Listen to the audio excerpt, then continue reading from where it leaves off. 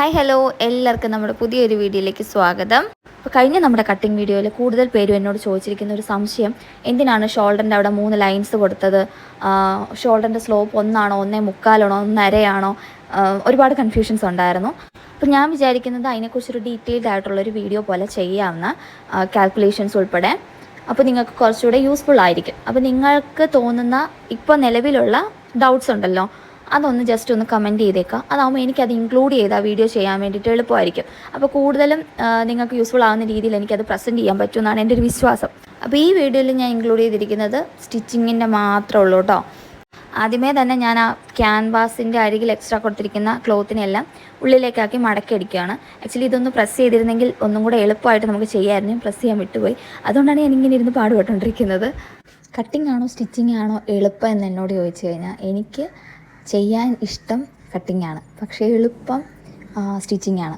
പക്ഷേ സ്റ്റിച്ചിങ്ങിൻ്റെ സമയത്ത് നമ്മൾ ചെറിയ ചെറിയ കാര്യങ്ങൾ പോലും ശ്രദ്ധിച്ചില്ല എന്നുണ്ടെങ്കിൽ അത് ഫിനിഷിങ്ങിനെ ബാധിക്കും.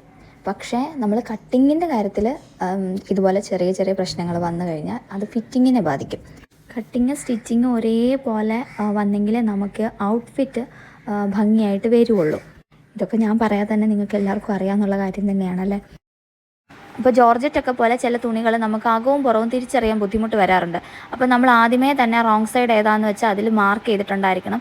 പ്രത്യേകിച്ച് സ്ലീവ് പോലുള്ള ഏരിയ വരുമ്പോഴത്തേനും 2 സൈഡിലും റോങ് സൈഡ് മാർക്ക് ചെയ്ത് കൊടുക്കണം. അല്ലാന്നുണ്ടെങ്കിൽ നമ്മൾ സ്റ്റിച്ച് ചെയ്യുന്ന സമയത്ത് അങ്ങോട്ടും ഇങ്ങോട്ടൊക്കെ മാറിപ്പോകാൻ നല്ല സാധ്യതയുണ്ട് കേട്ടോ. മുന്നത്തെ വീഡിയോസിൽ ഞാൻ പറഞ്ഞിട്ടുണ്ട്, അതായത് ലൈനിങ്ങും മെയിൻ ക്ലോത്തും അറ്റാച്ച് ചെയ്യുന്ന സമയത്ത് എനിക്ക് പലപ്പോഴും അങ്ങോട്ടും ഇങ്ങോട്ടും ഏറ്റക്കുറച്ചിൽ വരാറുണ്ട്. ചെറിയ രീതിയിലെങ്കിലും ഏറ്റക്കുറച്ചിൽ വരാറുണ്ടായിരുന്നു മുന്നേയൊക്കെ. ഇപ്പോൾ അതില്ല. ഒരു മേ ബി പ്രാക്ടീസ് ചെയ്യുന്നതുകൊണ്ടാവാം, അതും അല്ലെങ്കിൽ ഞാൻ ചെറിയൊരു പിടുത്തം ക്ലോത്തിന് കൊടുക്കുമായിരുന്നു ഇങ്ങനെ അറ്റാച്ച് ചെയ്യുന്ന സമയത്ത്. പക്ഷേ ഇപ്പം ഞാൻ ക്ലോത്തിനെ ക്യാരി ചെയ്യുന്ന രീതി പഠിച്ചു.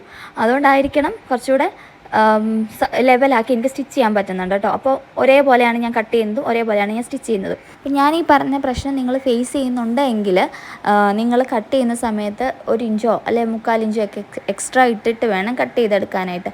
എന്നിട്ട് ലൈനിങ്ങും മെയിൻ ക്ലോത്തുമായിട്ട് അറ്റാച്ച് ചെയ്തതിന് ശേഷം അതിനെ അങ്ങ് ട്രിം ചെയ്ത് ഒഴിവാക്കിയാൽ മതിയേ. ഇപ്പോൾ ലൈനിങ് അറ്റാച്ച് ചെയ്യുന്നത് നിങ്ങൾ കണ്ടു കാണുമല്ലോ, ഫുള്ളായിട്ട് ഞാൻ അറ്റാച്ച് ചെയ്തിട്ടില്ല. പകരം വേസ്റ്റിൻ്റെ ആ അരയുടെ അവിടെ വരേക്ക് മാത്രമേ ഞാൻ ലൈനിങ്ങും മെയിൻ ക്ലോത്തുമായിട്ട് ജോയിൻ ചെയ്തിട്ടുള്ളൂ. അതിൻ്റെ റീസൺ ഞാൻ പുറകെ പറയാം കേട്ടോ. അപ്പോൾ ലൈനിങ്ങും മെയിൻ ക്ലോത്തും ഫ്രണ്ടിലെയും ബാക്കിലെയും തുണികൾ തമ്മിൽ അറ്റാച്ച് ചെയ്തതിന് ശേഷം നമുക്ക് ചെയ്യാനുള്ളത് നെക്ക് തയ്ച്ചെടുക്കുക എന്നുള്ളതാണ്, ഫ്രണ്ടിലും ബാക്കിലും. അപ്പോൾ സ്കാലപ്പ് വരുന്നതുകൊണ്ട് തന്നെ ഇത്തിരി ടൈം എടുക്കുന്ന ഒരു പ്രോസസ്സാണിത്. അപ്പോൾ ഞാനിവിടെ പിൻ വെച്ച് സെക്യൂർ ചെയ്തിട്ടാണ് ചെയ്യുന്നത്. അല്ലെങ്കിൽ ചിലപ്പോൾ അങ്ങോട്ടും ഇങ്ങോട്ടും തെന്നിപ്പോകാനൊക്കെ ചാൻസ് ഉണ്ട്. അപ്പോൾ പാറ്റേൺ അങ്ങോട്ടും ഇങ്ങോട്ടൊക്കെ മാറിപ്പോകത്തില്ലേ. അതുകൊണ്ട് നമ്മളൊരു പിൻ വെച്ച് സെക്യൂർ ചെയ്തിട്ട് സ്റ്റാർട്ട് ചെയ്യുന്നതായിരിക്കും നല്ലത്. ഓക്കെ, കാണുന്നത്ര ഈസി അല്ല സ്കാലപ്പിൻ്റെ പോർഷൻ സ്റ്റിച്ച് ചെയ്തെടുക്കുക എന്ന് പറയുന്നത്. സ്വല്പം സമയം എടുക്കും. അതിൻ്റെ ആ ഓരോ പോയിൻറ്റും ഓരോ എഡ്ജും ഓരോ കേർവും നമ്മൾ കൃത്യമായിട്ട് പതുക്കെ ചെയ്തെങ്കിൽ മാത്രമേ നമുക്കത് കിട്ടുകയുള്ളൂ. വീഡിയോ സ്പീഡിലിട്ടിരിക്കുന്നതുകൊണ്ടാണ് നിങ്ങൾക്ക് ഈസി ആയിട്ട് തോന്നുന്നുണ്ടാവുക, പക്ഷെ ചെയ്യുമ്പോൾ അറിയാം അതിൻ്റെ ബുദ്ധിമുട്ട്. കർവിലൊക്കെ നല്ലോണം പതുക്കെ സ്റ്റിച്ച് ചെയ്ത് ആ പോയിൻ്റ് വരുന്നിടത്ത് നല്ല ഷാർപ്പിൽ സൂചി കുത്തി നിർത്തി പ്രഷർ ഫുട്ട് പൊക്കി ഷിഫ്റ്റ് ചെയ്ത് കർവെടുത്ത് അങ്ങനെ പതുക്കെ പതുക്കെ വേണം ചെയ്തെടുക്കാനായിട്ട്. അപ്പോൾ നിങ്ങൾ ആരെങ്കിലും ഇതേപോലെ കസ്റ്റമറിന് ബുദ്ധിമുട്ടി ചെയ്ത് കൊടുക്കുന്നുണ്ടെങ്കിൽ ഉറപ്പായിട്ട് അതിൻ്റെ ചാർജും മേടിക്കണം.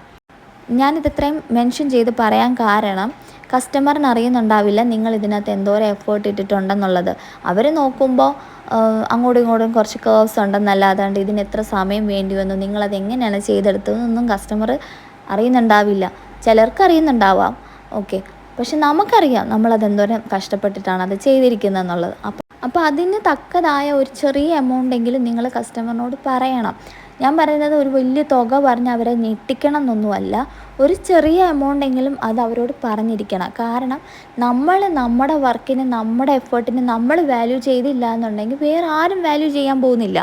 ഇനി നമ്മുടെ ഒരു സെൻറ്റിമെൻ്റൽ സൈഡ് ഉണ്ടല്ലോ, അതായത് മേ ബി നമുക്ക് റെഗുലറായിട്ട് സ്റ്റിച്ച് ചെയ്യാൻ തരുന്ന ആളായിരിക്കും, ഒരുപാട് ഓർഡേഴ്സൊക്കെ തരുന്ന ഒരാളായിരിക്കും. അവരോട് നമ്മൾ ഈ സ്കാലപ്പിന് വേണ്ടിയിട്ട് മാത്രം സെപ്പറേറ്റ് ഒരു എമൗണ്ട് പറയാൻ ബുദ്ധിമുട്ടുള്ള ചില ആൾക്കാരുണ്ട്. ഓക്കെ, എനിക്ക് നിങ്ങളോട് പറയാനുള്ളത്, നിങ്ങൾ ജസ്റ്റ് അതൊന്ന് മെൻഷൻ ചെയ്തേക്കാം. എന്നിട്ട് ഒരു ഡിസ്കൗണ്ട് എന്നുള്ള പോലെ സാരമില്ല എനിക്ക് മറ്റേ എമൗണ്ട് തന്നെ മതി എന്നുള്ളത് പറയാം. സത്യം പറഞ്ഞാൽ ചാർജിൻ്റെ ഒക്കെ കാര്യത്തിൽ നമ്മളെക്കാളും കസ്റ്റമേഴ്സിന് നല്ല ബോധം ഉണ്ടെന്നാണ് എൻ്റെ ഒരു വിശ്വാസം. അപ്പോൾ എനിവേയ്സ് നമുക്ക് കട്ടിങ്ങിലേക്ക് വരാം. നെക്കിൻ്റെ ആ ഭാഗങ്ങളെല്ലാം സ്റ്റിച്ച് ചെയ്ത് കഴിഞ്ഞിട്ട് എക്സ്ട്രാ നിൽക്കുന്ന അത്രയും ഭാഗം ഒഴിവാക്കി കട്ട് ചെയ്ത് മാറ്റാം. അതിന് ശേഷം ആ എഡ്ജിലെല്ലാം ചെറിയ ചെറിയ നോച്ചസ് ഇട്ട് കൊടുക്കുക. നോച്ചസ് ഇട്ട് കൊടുക്കുമ്പോൾ കട്ടിങ് തയ്യലിൽ വരാതെ നോക്കണം കേട്ടോ. ഇനി ഇതിൻ്റെ ക്രൂഷ്യൽ ഭാഗം എന്ന് പറയുന്നത് ആ സ്കാലപ്പ് നമ്മൾ നന്നായിട്ട് പ്രസ് ചെയ്തെടുക്കുക എന്നുള്ളതാണ്. ഇപ്പോൾ ഫ്രണ്ട് നെക്കും ബാക്ക് നെക്കും ഫിനിഷ് ചെയ്ത ശേഷം ഷോൾഡറോട് അറ്റാച്ച് ചെയ്ത് കൊടുക്കുക. അപ്പോൾ ഷോൾഡർ അറ്റാച്ച് ചെയ്യുന്നത് എങ്ങനെയാണെന്നുള്ള വീഡിയോ ഞാൻ മുന്നേ അപ്ലോഡ് ചെയ്തിട്ടുണ്ട്. അത് കണ്ടിട്ടില്ല എന്നുണ്ടെങ്കിൽ അതൊന്ന് കണ്ടു നോക്കുക.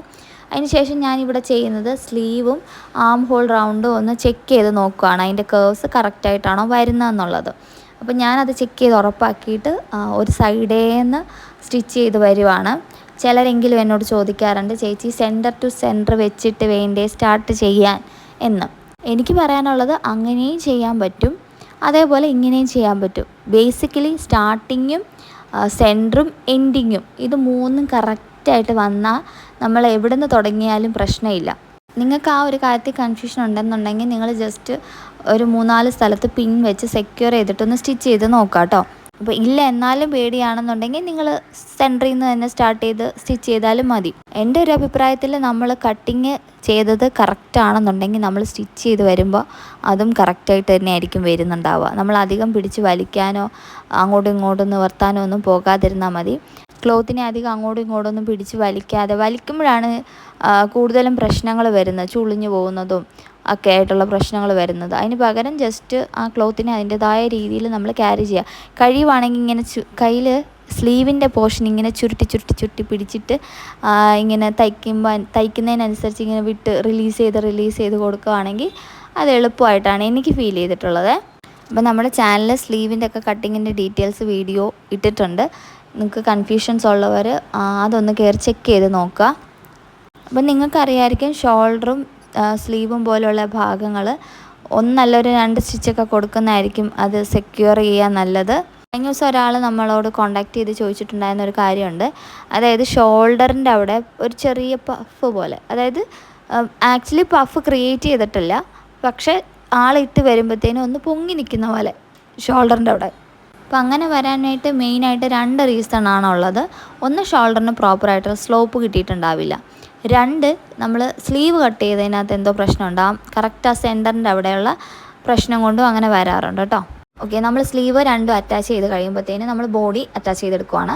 1.5 ഇഞ്ചാണ് ഞാൻ തയ്യൽ തുമ്പ് കൊടുത്തിട്ടുണ്ടായിരുന്നത്. അത് മെയിൻറ്റെയിൻ ചെയ്തിട്ട് നമ്മൾ സൈഡ് അടിച്ച് വരിക.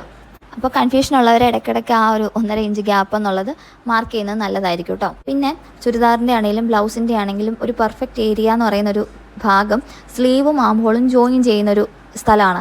അതിലിങ്ങനെ കറക്റ്റ് പ്ലസ് സിമ്പിൾ പോലെ വരുവാണെങ്കിൽ അത് നല്ല പെർഫെക്റ്റ് ആണെന്ന് പറയാം. അപ്പോൾ അതേപോലെ തന്നെ ഞാൻ സ്ലീവിലൂടെ ലൈനിങ് അറ്റാച്ച് ചെയ്തിട്ടില്ല. ഓവർലോക്ക് ചെയ്തിരിക്കുന്നതാണെങ്കിൽ വൈറ്റ് ത്രെഡ് കൊണ്ടിട്ടുമാണ്. അപ്പോൾ പുറമേ നിന്ന് നോക്കിയാൽ സ്ലീവിൻ്റെ അവിടെ കൂടെ അത് കാണാനുള്ള സാധ്യത കൂടുതലാണ്. അപ്പോൾ അത് ഒഴിവാക്കാൻ വേണ്ടിയിട്ട് നമുക്ക് ചെയ്യാൻ പറ്റുന്നൊരു ചെറിയ കാര്യം എന്ന് പറഞ്ഞാൽ ഉള്ളിലേക്കാക്കി, അതായത് സ്ലീവിൻ്റെ ആ എഡ്ജ് ഉണ്ടല്ലോ, നമ്മൾ അറ്റാച്ച് ചെയ്തിരിക്കുന്ന എഡ്ജ്, അത് നമ്മുടെ ഇങ്ങോട്ടേക്ക് ഉള്ളിലേക്കാക്കിയിട്ട് താഴത്തേക്കാക്കി 1.5 ഇഞ്ച് തയ്യൽ തുമ്പ് കൊടുത്തിട്ടില്ല, അതിൽ കൂടെ സ്റ്റിച്ച് ചെയ്യുകയാണെന്നുണ്ടെങ്കിൽ അതായിരിക്കും ഭംഗി. അല്ലെങ്കിൽ നമുക്ക് ഈ മേളിൽ കൂടെ ഇതുപോലെ ത്രെഡ് കാണാൻ പറ്റും. ഇങ്ങനെ അറ്റാച്ച് ചെയ്ത് ഇങ്ങനെ സ്റ്റിച്ച് ചെയ്ത് കഴിഞ്ഞിട്ട് ജസ്റ്റ് ഒന്ന് ഹെമ്മിങ്ങും കൂടെ ചെയ്ത് കൊടുത്തു കഴിഞ്ഞാൽ ഈ ഭാഗം പുറത്തേക്ക് കാണത്തില്ല. അതിനുശേഷം നമ്മൾ എത്രയാണ് തയ്യൽ തുമ്പ് കൊടുത്തിരിക്കുന്നത് അതിൽ കൂടെ തന്നെ ഷേപ്പിനെ അടിച്ച് വരിക. എന്നിട്ട് ഹിപ്പിനേക്കാളും 2.5 ഇഞ്ച് താഴെ കൊണ്ട് ഷേപ്പിൽ കൊണ്ട് സ്റ്റിച്ച് ചെയ്ത് അവസാനിപ്പിക്കുക, ലോക്ക് ചെയ്ത് അവസാനിപ്പിക്കുക. അപ്പോൾ ഇതിൻ്റെ ഇടയിലെല്ലാം മെയിൻ ക്ലോത്ത് മാറിപ്പോവാതെ കറക്റ്റായിട്ട് ലെവലാക്കി ലൈനിങ്ങിൻ്റെ ഒപ്പം തന്നെ വെച്ച് വേണം നമ്മൾ സ്റ്റിച്ച് ചെയ്തെടുക്കാൻ വേണ്ടിയിട്ട്. അതല്ല എന്നുണ്ടെങ്കിൽ ചിലപ്പോൾ നമ്മൾ അറിയത്തില്ല, ക്ലോത്ത് അങ്ങോട്ടും ഇങ്ങോട്ടൊക്കെ തെന്നി മാറാനൊക്കെ ചാൻസ് ഉണ്ട്. അപ്പോൾ അതൊന്ന് ശ്രദ്ധിച്ച് വേണം സ്റ്റിച്ച് ചെയ്യാൻ വേണ്ടിയിട്ട്. അപ്പോൾ ലൈനിങ് അറ്റാച്ച് ചെയ്യുന്ന സമയത്ത് ഞാൻ പറഞ്ഞിട്ടില്ലായിരുന്നു, ഞാൻ മെയിൻ ക്ലോത്തുമായിട്ട് ഫുള്ളി അറ്റാച്ച് ചെയ്യുന്നില്ല, വേസ്റ്റിൻ്റെ അവിടെ വരെ മാത്രമേ അറ്റാച്ച് ചെയ്യുന്നുള്ളൂ. അതിനുള്ള റീസൺ ഇതാണ്. അതായത് എയർലൈൻ ടോപ്പ്, ഫ്രോക്ക് പോലെയുള്ള ചില ഡ്രസ്സുകൾ സ്റ്റിച്ച് ചെയ്യുന്ന സമയത്ത് നമ്മൾ ലൈനിങ്ങും മെയിൻ ക്ലോത്തും ഒരുപോലെ വെച്ച് സ്റ്റിച്ച് ചെയ്യാറില്ല, സെപ്പറേറ്റ് ആണ് സ്റ്റിച്ച് ചെയ്യാറ്. അപ്പോൾ അതിന് വേണ്ടിയിട്ട് എന്താ ചെയ്യേണ്ടതെന്ന് വെച്ചാൽ ഈ അടിയിലുള്ള ലൈനിങ്ങിനെ പിന്നെ ഏറ്റവും മുകളിലുള്ള ലൈനിങ്ങിനെ സെപ്പറേറ്റ് സൈഡിലേക്ക് മാറ്റി കൊടുക്കാം. എന്നിട്ട് നമ്മൾ എവിടെയാണോ തയ്ച്ച് നിർത്തിയത് അതിനേക്കാൾ ഒരു 1 ഇഞ്ച് മുകളിലായിട്ട് മെയിൻ ക്ലോത്തിൽ സ്റ്റിച്ച് സ്റ്റാർട്ട് ചെയ്തെടുക്കാം. എന്നിട്ട് നമ്മൾ താഴം വരേക്കും സ്റ്റിച്ച് ചെയ്തെടുക്കുക. അപ്പോൾ ഈ ഒരു സ്റ്റിച്ച് കഴിഞ്ഞാൽ പിന്നെ നിങ്ങൾക്ക് വേണമെന്നുണ്ടെങ്കിൽ ഓവർലോക്ക് ചെയ്യാം. പക്ഷേ ഇവിടെ ബ്ലാക്ക് ക്ലോത്ത് ആയിട്ടുള്ളത് കൊണ്ടും വൈറ്റ് ത്രെഡാണ് വരുന്നതെന്നുള്ളത് കൊണ്ടും ഞാൻ ഓവർലോക്ക് ഒഴിവാക്കിയിട്ടുണ്ട്. പക്ഷേ ലൈനിങ്ങിൽ ഞാൻ ഓവർലോക്ക് കൊടുക്കുന്നുണ്ട്. കാരണം ഈ ഭാഗം പുറമേ നിന്ന് നോക്കിയാൽ കാണാൻ പറ്റും. അതുകൊണ്ടാണ് ഞാൻ ഓവർലോക്ക് ഒഴിവാക്കുന്നത്. അതല്ലെങ്കിൽ ത്രെഡ് മാറ്റിയിട്ട് നമുക്ക് ഓവർലോക്ക് ചെയ്യേണ്ടി വരും. അല്ലെങ്കിൽ സിക്സാഗ് പോലത്തെ മെഷീൻസ് ഒക്കെയാണ് കയ്യിലെങ്കിൽ നമുക്ക് ഈ കൂടെ തന്നെ അങ്ങ് സിക്സാഗ് അടിച്ച് പോകാം. അപ്പോൾ ഇനി നമുക്ക് എങ്ങനെയാണ് ലൈനിങ് ക്ലോത്ത് അടിക്കുന്നത് നോക്കാം. അപ്പോൾ നമ്മൾ എവിടെയാണോ സ്റ്റിച്ച് അവസാനിപ്പിച്ചത് അവിടെ നിന്ന് ഇങ്ങനെ ഓപ്പൺ ചെയ്ത് കൊടുത്തിട്ട് നല്ല തുണീനെ ഉള്ളിലേക്കാക്കി മാറ്റി കൊടുക്കാം. എന്നിട്ട് എവിടെയാണോ തയ്യൽ നിർത്തി അവിടെ നിന്ന് തുടങ്ങിയിട്ട് സ്ട്രെയിറ്റ് ആയിട്ട് താഴേക്ക് അടിച്ച് വന്നാൽ മതി. ഇതിനകത്ത് ശ്രദ്ധിക്കേണ്ടതെന്ന് പറഞ്ഞാൽ നല്ല തുണി ഒരു കാരണവശാലും ഇതിൻ്റെ ഇടയിൽ വന്ന് പെടരുത്, അത്രേ ഉള്ളൂ. ആ സ്റ്റാർട്ടിങ്ങിലാണെങ്കിലും മടക്കൊന്നും വരാത്ത പോലെ വേണം സ്റ്റിച്ച് ചെയ്തെടുക്കാൻ വേണ്ടിയിട്ട്. ഇനി ശേഷം നമ്മൾ സ്കാലപ്പ് എവിടെയാണോ വേണ്ടത്, എവിടം തൊട്ടാണോ വേണ്ടത് അതൊക്കെ ഒന്ന് പ്ലേസ് ചെയ്തിട്ട് ഈ സ്കാലപ്പിന് വേണ്ടിയിട്ട് നമ്മൾ കട്ട് ചെയ്തെടുത്തുള്ള ക്യാൻവാസും അറേഞ്ച് ചെയ്ത് പിന്നൊക്കെ വെച്ച് സെക്യൂർ ചെയ്തിട്ട് മുന്നേ നെക്ക് ചെയ്ത പോലെ തന്നെ സ്കാലപ്പ് സ്റ്റിച്ച് ചെയ്തെടുക്കാം. അപ്പോൾ സ്കാലപ്പിൻ്റെ കാര്യത്തിൽ എനിക്ക് പ്രത്യേകം പറയാനുള്ളത്, നിങ്ങൾ നല്ലോണം പ്രസ് ചെയ്യണം, എങ്കിൽ മാത്രമേ ഷേപ്പ് നല്ലപോലെ നിൽക്കുകയുള്ളൂ. അല്ലെന്നുണ്ടെങ്കിൽ ഒരുമാതിരി അങ്ങോട്ടും ഇല്ല ഇങ്ങോട്ടും ഇല്ല എന്നുള്ള പോലെ ആയിരിക്കും നമുക്ക് ആ ഷേപ്പ് കിട്ടുക. ഇങ്ങനെ സ്കാലപ്പൊക്കെ ചെയ്ത് കഴിഞ്ഞിട്ടുണ്ടല്ലോ, നമ്മൾ താഴെ വശം എല്ലാം ലെവൽ ചെയ്ത് കൊടുത്തിട്ടുണ്ടായിരിക്കണം കേട്ടോ. ചിലപ്പോൾ ജോർജറ്റൊക്കെ ആയതുകൊണ്ട് തന്നെ ചിലപ്പോൾ ഏതെങ്കിലും ഒരു സൈഡൊക്കെ അങ്ങോട്ടും ഇങ്ങോട്ടും ഏറ്റക്കുറച്ചിലൊക്കെ വരാൻ ചാൻസ് ഉണ്ട്. അത് നമ്മൾ റഫായിട്ട് ഫ്ലോറിലോ എവിടെയെങ്കിലും മേശപ്പുറത്തോ ഒക്കെ ഇട്ടൊന്ന് ലെവൽ ചെയ്ത് കട്ട് ചെയ്തിട്ട് മടക്കി അടിച്ചു കൊടുക്കുക താഴ്ഭാഗം. അപ്പം ഞാനിവിടെ പരീക്ഷണാർത്ഥം നമ്മുടെ ആദ്യം ഒരു 1/4 ഇഞ്ച് മടക്കി അടിച്ചിട്ട് വീണ്ടും ഒരു 1/4 ഇഞ്ച് ഉള്ളിലേക്കാക്കി മടക്കുന്ന ആ ഒരു പരിപാടിയില്ലേ, അതാ ചെയ്ത് നോക്കി. പക്ഷേ എനിക്കതത്ര ഇഷ്ടപ്പെട്ടില്ല കേട്ടോ. അപ്പോൾ ഇനിയാണ് നമ്മുടെ ഏറ്റവും ഹൈലൈറ്റ് പോർഷൻ. ഞാൻ പറഞ്ഞില്ല, ഇതുപോലെ നമുക്ക് ബാക്കി വരുന്ന തുണികൾ അതും അല്ലെങ്കിൽ നമുക്ക് റണ്ണിങ് മെറ്റീരിയലായിട്ടൊക്കെ മേടിക്കാൻ കിട്ടും. അതിൽ നിന്നൊക്കെ ജസ്റ്റ് ആ ഫ്ലവേഴ്സിനെ കട്ട് ചെയ്തെടുത്ത് മാറ്റുക. നമുക്ക് ആവശ്യമായിട്ടുള്ള ഷേപ്പിൽ ഒക്കെ നമ്മളതിനെ ട്രിം ചെയ്തെടുത്തിട്ട് ജസ്റ്റ് ഒന്ന് ഒട്ടിച്ച് വെക്കുക. കൈത്തയ്യലും കൂടെ കൊടുക്കുക. അടിപൊളിയായിട്ട് ഇട്ട് നടക്കുക. അപ്പോൾ അത്രേ ഉള്ളൂ ഇന്നത്തെ നമ്മുടെ വീഡിയോ. അടുത്തൊരു വീഡിയോ ആയിട്ട് വേഗം വരാം.